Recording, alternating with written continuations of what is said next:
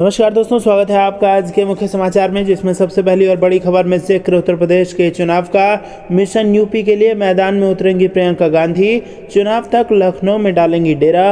दूसरी बड़ी खबर में जिक्र होगा कि राहुल गांधी ने पेट्रोल डीजल के रिकॉर्ड दाम को लेकर सरकार पर कसा तंज। और तीसरी बड़ी खबर में जिक्र होगा कि यूपी कांग्रेस अध्यक्ष का योगी सरकार पर हमला, कहा पिछड़ा और दलित विरोधी है सरकार। दोस्तों, हर एक खबर की गहराई में आपको ले जाएंगे, लेकिन उससे पहले अगर आपको भी ऐसा लगता है कि किसान आंदोलन से भाजपा को यूपी में बड़ा नुकसान होगा, तो आप अभी इस वीडियो को लाइक कीजिए और इस लाल बटन को दबा के चैनल को फ्री में सब्सक्राइब करके घंटी बजाकर कमेंट में हमें बताइए कि किसकी बनेगी उत्तर प्रदेश में सरकार। दोस्तों, रुक करते हैं तमाम बड़ी खबरों की तरफ। यूपी इलेक्शन 2022 मिशन यूपी के लिए मैदान में उतरेंगी प्रियंका गांधी, चुनाव तक लखनऊ में डालेंगी डेरा। जी हां दोस्तों, उत्तर प्रदेश में अगले साल होने वाले विधानसभा चुनाव के लिए सभी पार्टियों ने तैयारियां शुरू कर दी हैं। इसी के तहत कांग्रेस महासचिव प्रियंका गांधी वाड्रा चुनाव तक लखनऊ में कैंप करेंगी। प्रियंका ग्राउंड जीरो से पार्टी के लिए काम करेंगी और कुछ यात्राएं भी निकालेंगी। यूपी कांग्रेस सूत्रों के मुताबिक प्रियंका गांधी की यात्रा की शुरुआत जुलाई में चित्रकूट से हो सकती है। पार्टी की प्रदेश इकाई प्रियंका गांधी के कार्यक्रमों को फाइनल करने में जुटी है।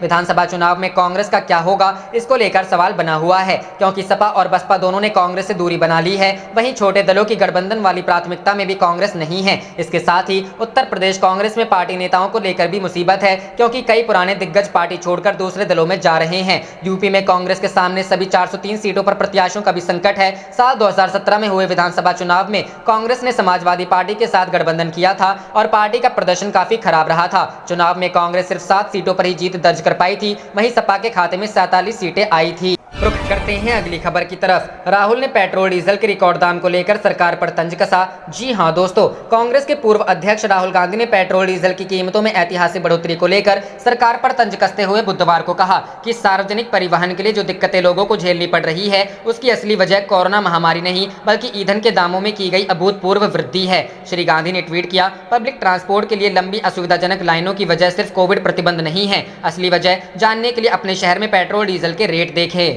रुख करते हैं अगली खबर की तरफ। यूपी कांग्रेस अध्यक्ष का योगी सरकार पर हमला, कहा पिछड़ा दलित विरोधी है सरकार। जी हां दोस्तों, यूपी कांग्रेस अध्यक्ष अजय कुमार लल्लू ने यूपी पुलिस भर्ती के अभ्यर्थियों को लाठी के दम पर हिरासत में लेने के मामले में प्रदेश की योगी सरकार पर हमला बोला है। लल्लू ने यूपी सरकार पर पिछड़ों और दलितों के अधिकारों पर डाका डालने का आरोप लगाया है। अजय कुमार ने कहा कि यूपी सरकार आरक्षण, जो संविधान का मूल अधिकार है, उसे लुप्त करने का काम कर रही है। कल पुलिस भर्ती के अभ्यर्थी सीएम से मिलना चाहते थे, उन्हें लाठी डंडे के दम पर गिरफ्तार करके इको गार्डन छोड़ दिया। उत्तर प्रदेश कांग्रेस अध्यक्ष ने कहा कि राष्ट्रीय पिछड़ा आयोग की रिपोर्ट को भी झुटलाने का कार्य उत्तर प्रदेश सरकार कर रही है। सरकार की मंशा स्पष्ट है, नौजवानों को भटकाना और उन्हें रोजगार न देना। ये सरकार रोजगार विरोधी है, पिछड़ा विरोधी है, दलित विरोधी है। अजय कुमार लल्लू ने कहा कि सीएम योगी आदित्यनाथ ने 69,000 सहायक शिक्षक भर्ती में ओबीसी अभ्यर्थियों के 27% आरक्षण को दरकिनार किया, क्योंकि वे जानते हैं डिप्टी सीएम केशव प्रसाद मौर्य और भाजपा प्रदेश अध्यक्ष स्वतंत्र देव सिंह आरएसएस की विचारधारा का ताला लगाकर रीढ़ विहीन पड़े। उन्होंने कहा, अधिकार की लड़ाई में हम नौजवानों के साथ हैं। बता दें, 69,000 शिक्षक भर्ती के अभ्यर्थी बुधवार को एक बार फिर सड़क पर उतर आए।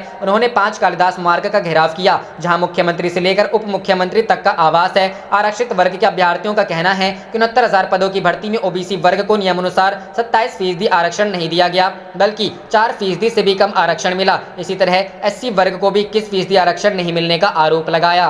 करते हैं अगली खबर की तरफ। क्या बिहार में गिर सकती है नीतीश सरकार? तेजस्वी ने कहा, कभी भी कुछ भी संभव, तैयार रहें। जी हां दोस्तों, नेता प्रतिपक्ष तेजस्वी प्रसाद यादव ने कहा कि 25 वर्ष के कार्यकाल में राजद ने अपने संकल्प और विचारधारा से कभी भी समझौता नहीं किया। कहा कि लालू प्रसाद जी के साथ इतना सब होने के बाद भी पार्टी कभी नीतियों से नहीं डिगी। वहीं कई समाजवादी होने का दम्भ भरने वाले भाजपा के आगे घुटने टेक चुके हैं। नेता प्रतिपक्ष ने यह बात मंगलवार को पार्टी जिलाध्यक्षों, प्रधान महासचिवों, प्रकोष्ठ अध्यक्षों, प्रवक्ताओं एवं वरिष्ठ नेताओं संग पार्टी के स्थापना दिवस समारोह की तैयारी के संबंध में हुई बैठक में कही। कहा कि 5 जुलाई को लालू जी बिहार और देश के कार्यकर्ताओं को संबोधित करेंगे। तेजस्वी यादव ने आरोप लगाया कि कोरोना में सरकार सिर्फ फर्जी आंकड़ेबाजी के सहारे वाहवाही लूट रही है। उन्होंने सभी लोगों से वैक्सीन लेने की अपील की। आरोप लगाया कि सरकार एक 32 साल के लड़के से हारना नहीं चाहती थी, इसलिए साजिश की गई। उन्होंने कहा कि जब तीसरे नंबर की पार्टी सरकार बना सकती है तो कुछ भी संभव है, सभी को तैयार रहना होगा, हम सही दिशा में जा रहे हैं। तेजस्वी ने अपने विधायकों से कहा कि अपने काम के प्रति ईमानदार रहें, सतर्क रहें और अपने निर्वाचन क्षेत्र में काम करें। आने वाला समय आपका है। तेजस्वी 2013 और 2017 के बीच बिहार में हुई राजनीतिक घटनाक्रम का जिक्र कर रहे थे। उस वक्त जेडीयू ने बीजेपी से अलग होने के बाद आरजेडी के साथ गठबंधन किया था। तेजस्वी ने कहा कि आज हमारी लड़ाई भारत सरकार, बिहार सरकार, ईडी और अन्य एजेंसियों से है। इसके खिलाफ सभी को लालू जी के विचारों से जुड़कर अंतिम पायदान के व्यक्ति तक पहुंचना होगा। रुख करते हैं अगली खबर की तरफ। किसान आंदोलन, गाजीपुर बॉर्डर पर भाजपा समर्थकों और किसानों के बीच मारपीट, मौके पर पुलिस तैनात। जी हां दोस्तों, कृषि कानून के विरोध में बीते 7 महीने से दिल्ली की तमाम सीमाओं समेत यूपी गेट पर प्रदर्शन कर रहे किसानों की झड़प भाजपा समर्थकों से हो गई। बुधवार सुबह यूपी गेट पर किसान आंदोलन स्थल के अंदर भाजपा कार्यकर्ता पहुंच गए, जिसके बाद उनके और किसानों के बीच मारपीट हो गई। हंगामे की सूचना मिलते ही भारी पुलिस बल मौके पर पहुंची है। खबर ये भी है कि इस घटना में भाजपा कार्यकर्ताओं की गाड़ी तोड़ी गई है। इस घटना के बाद गाजियाबाद एसएसपी कार्यालय पर भाजपाइयों ने जाम लगा दिया है। कहा जा रहा है कि किसानों द्वारा भाजपाइयों की गाड़ी में तोड़फोड़ करने के विरोध में ये जाम लगाया गया है। भाजपा के नवनियुक्त प्रदेश मंत्री अमित वाल्मीकि का स्वागत करने के लिए कार्यकर्ता दिल्ली मेरठ एक्सप्रेसवे पर खड़े थे। आरोप है कि दिल्ली से गाजियाबाद वाली लेन पर वाहनों का काफिला जब किसानों के मंच के सामने पहुंचा तो किसानों और भाजपाइयों में नोकझोंक हो गई। किसानों का आरोप है कि भाजपाइयों ने उन्हें अपशब्द कहे, जबकि भाजपाइयों का आरोप है कि किसानों ने अभद्रता की है। भाजपाइयों का आरोप यह भी है कि किसानों ने उनके खिलाफ नारेबाजी की और कुछ गाड़ियों में तोड़फोड़ की।